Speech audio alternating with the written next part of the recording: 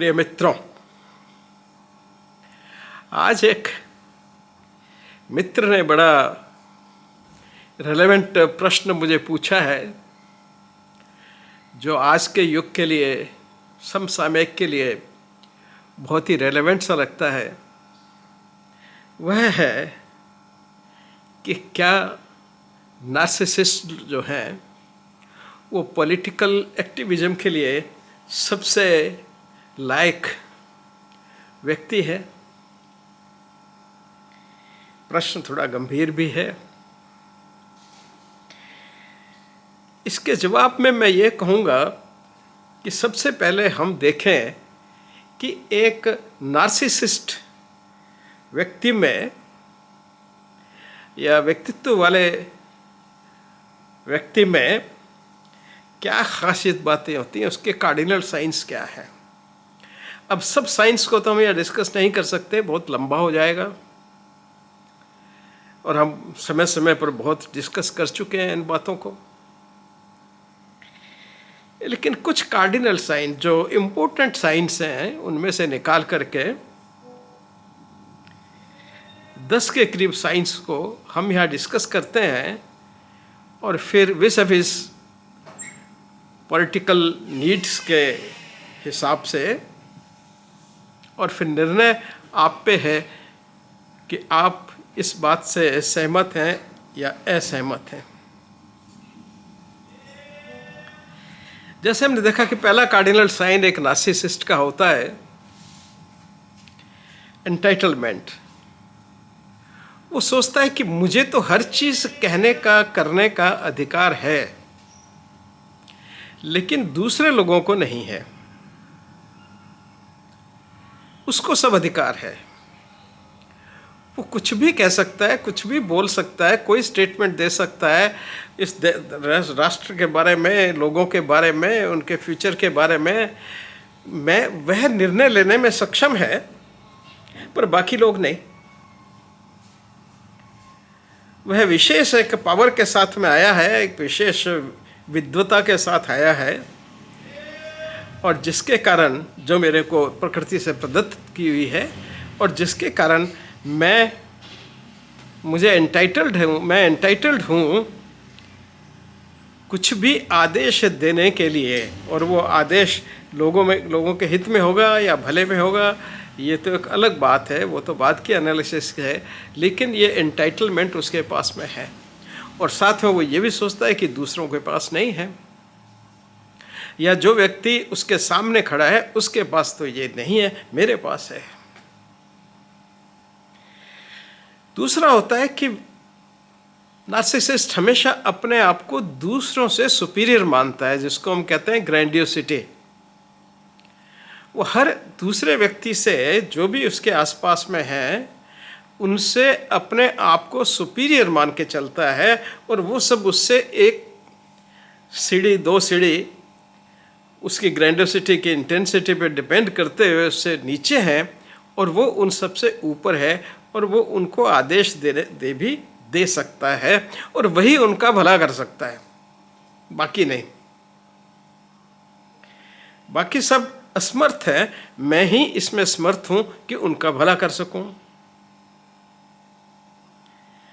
तीसरा जो गुण हमने देखा जो सब में होता है, तो यहाँ वो कॉमन गुणों की या दुर्गुणों की बात कर रहे हैं जो नार्सिसिस्ट में होते हैं। हर नार्सिसिस्ट एक पैथोलॉजिकल लायर होता है। उसको झूठ बोलने में किसी भी तरह की कोई दिक्कत नहीं होती, रादर वो बोलता ही झूठ है। और जहाँ पे झूठ बना करके बोलना है उसको कोई प्रॉब्लम नहीं है। उसने किसी आदमी मरते हुए सड़क दुर्घटना में देखा, उसको इनकार करने में कोई भी किसी भी तरह की आशंका नहीं है। वो तुरंत कह देगा मैंने तो देखा ही नहीं, या कल उसने कुछ कहा आज तुरंत मना कर देगा मैंने तो कहा ही नहीं, या कोई दूसरे सत्य हैं, कानून की बात है, कुछ भी है, उसको इनकार करने में, असत्य बोलने में बिल्कुल नहीं। रादर उसका स्वभाव है, इसलिए उनको पैथोलॉजिकल लायर कहते हैं कि उन्होंने तो गलत बोलना ही है, सही बात को भी गलत तरीके से ही बोलेंगे। वो इस अथॉरिटी के साथ और इस ढंग से बोलेंगे उसको एग्जैगरेट करके इतना एग्जैगरेशन करके बोलेंगे जो वास्तविकता से बहुत दूर होगा। चौथा होता है नार्सिसिस्ट में कि there are no emotions. Emotionally flat होते हैं, उनमें प्यार, ममता, स्नेह, केयर, ये जो एक ह्यूमन वैल्यूज हैं, इनका उनमें बिल्कुल अभाव होता है। वो किसी के लिए सिंपैथेटिक नहीं होते, न ही उनसे किसी से मतलब होता है, न ही वो किसी का अच्छा कर सकते हैं। इसलिए इन व्यक्तियों में इमोशन का अभाव होने के कारण उनको किसी को क्या असर होगा उनकी बात का, इससे कोई अंतर नहीं पड़ता। उनको अच्छा लगेगा, बुरा लगेगा या उनका नुकसान होगा, इस बात से उनको कुछ भी कंसर्न नहीं होता, क्योंकि इमोशंस ही नहीं है। इसलिए घबराते भी नहीं, डरते भी नहीं, डर भी नहीं होता। इमोशनल आदमी डरता है, जो आदमी इमोशनल नहीं है वो निडर है, क्योंकि उसको किस चीज़ का भय ही नहीं, भय जैसा इमोशन उसमें है ही नहीं। फिर वो सोचता है, नार्सिसिस्ट का जो अगला कॉमन सिम्टम है वो है सेल्फ सेंटर्डनेस। वह अत्यधिक स्वार्थी होता है, स्वयं के बारे में ही सोचता है। उसको जीतना है तो जीतना है, मैंने जीतना है। वो पार्टी से भी संबंधित नहीं है। इसीलिए आए दिन देखते हैं कि आज पॉलिटिशियन एक पार्टी में है, कल दूसरी पार्टी में है, क्योंकि उनका किसी के साथ कोई कमिटमेंट नहीं होता नार्सिसिस्ट का। वो सिर्फ अपने साथ ही उनका कमिटमेंट है। अपना स्वार्थ स्वयं ही उनकी सबसे बड़ी क्वालिफिकेशन, जो भी आप कहना कहें, वो सब कुछ स्वयं के लिए ही करते हैं। इतने अत्यधिक स्वार्थी लोग होते हैं। इसलिए आज एक पार्टी में है, वहाँ से टिकट नहीं मिला तो दूसरी पार्टी में, परसों तीसरी पार्टी में। तो ये गुण भी हमको देखने को मिलता है राजनेताओं में। फिर होता है एक सेंस ऑफ सुपीरियरिटी, ग्रैंडियोसिटी तो है ही, पर उसके साथ साथ वो दूसरों से अपने आप को सुपीरियर भी समझते हैं और साथ में प्रिविलेज भी समझते हैं। देखिए, दो अलग अलग बातें हैं। सुपीरियर समझना एक बात हो गई और प्रिविलेज प्रिविलेज जो है दूसरी बात है।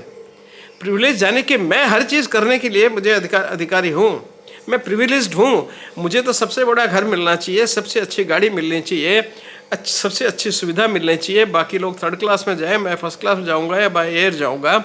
यानी कि मैं प्रिविलेज्ड हूँ, मेरे को सब में से जो अच्छी चीज़ है वो मेरे को मिलनी चाहिए, उस पर अधिकार मेरा है, दूसरों का नहीं। तो ये एक गुण होता है उनमें, नार्सिसिस्ट में। फिर होता है जो अचीवमेंट्स का नैरेटिव है वह बहुत ही ज़्यादा करके बताया जाता है, मल्टीपल टाइम्स उसको मैग्नीफाई करके बताया जाएगा। कोई भी उनका अचीवमेंट है, छोटा सा अचीवमेंट होगा, नार्सिसिस्ट लोगों को वो बहुत बड़ा करके, जैसे उसने बहुत कुछ कर लिया है ऐसा करके वो बताएगा। सो नरेशन ऑफ अचीवमेंट्स जो है बहुत ही एग्जैगरेटेड उन लोगों का होता है।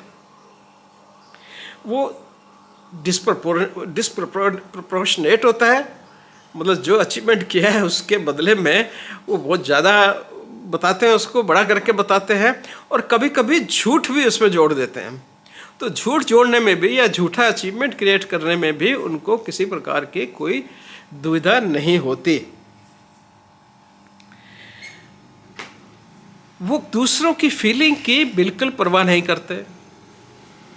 मैं कुछ भी कह रहा हूँ, दूसरे को कष्ट होगा या दूसरे को नुकसान होगा, देखिए ये थोड़ा सा अलग है कि दूसरे को नुकसान होगा, उसको दुख होगा, उसको तकलीफ होगी, वो इमोशनली अपसेट हो जाएगा, उसको इमोशनली हार्म करेगा, इन सब की उसको कोई परवाह नहीं होती।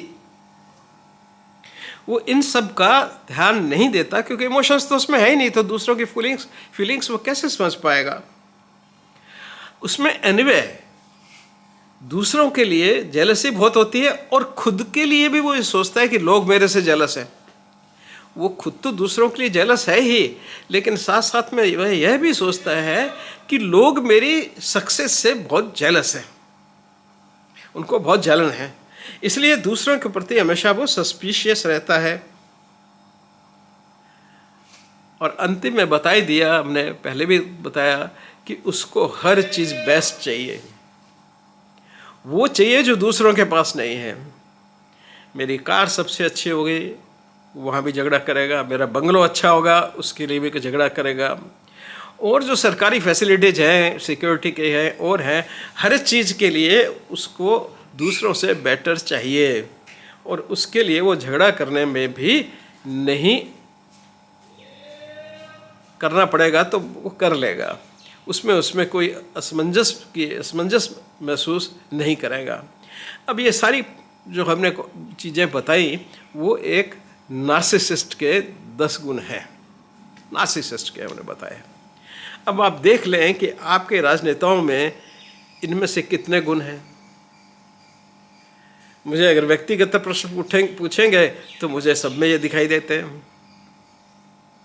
तो फिर उस हिसाब से नार्सिसिस्ट जो हैं वो राजनीति के लिए बहुत ही प्रभावी और बहुत ही अच्छे कैंडिडेट हैं। वो कितना भला करेंगे, कितना अच्छा करेंगे, ये तो बात का कंसिडरेशन है ही नहीं। कंसिडरेशन है राजनेता बनने का। तो मेरे ख्याल में नार्सिसिस्ट जो है वो काफ़ी सूटेबल कैंडिडेट रहते हैं राजनीति में प्रवेश करने के लिए और एक सक्सेसफुल राजनीतिज्ञ होने के लिए। धन्यवाद।